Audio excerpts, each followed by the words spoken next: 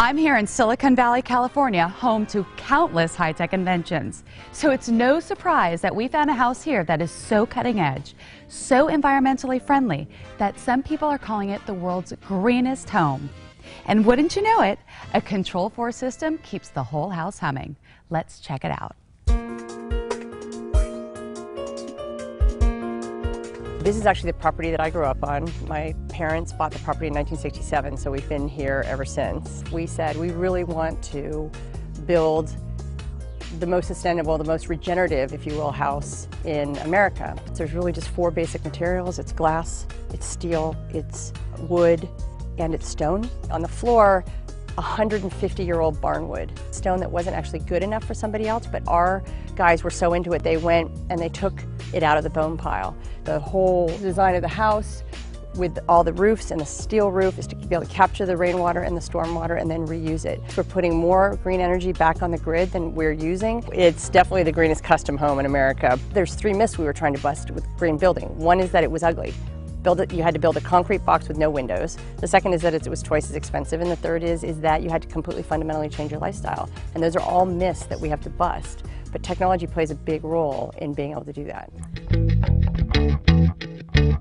A fundamental goal was to make what we did as transparent as the openness of the house, the openness of the window, so that it was technology really best served if it was only seen when needed and gone when not needed. Part of why technology is hidden is because if you look, the theater is all around us, right? The theater is the environment, it's the nature, it's what we're getting to see. So we don't want that blocked. You'll see keypads that take all of the information that would normally be on light switches, thermostats, motorized window treatment, security keypads, all condensed into a very simple 6-button interface.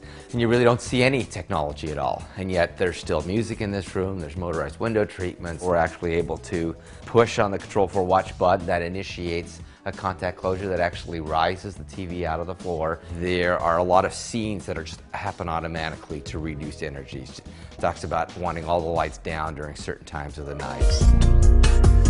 Some might think that all of these high-tech additions doubled or even tripled the cost of the house. But the truth is the finished product only costs 2 to 5% more than comparable homes in the neighborhood. That is amazing. It actually saves you money. It's not that expensive on the front end, and then it saves you money over the long run. And it's really, really intuitive.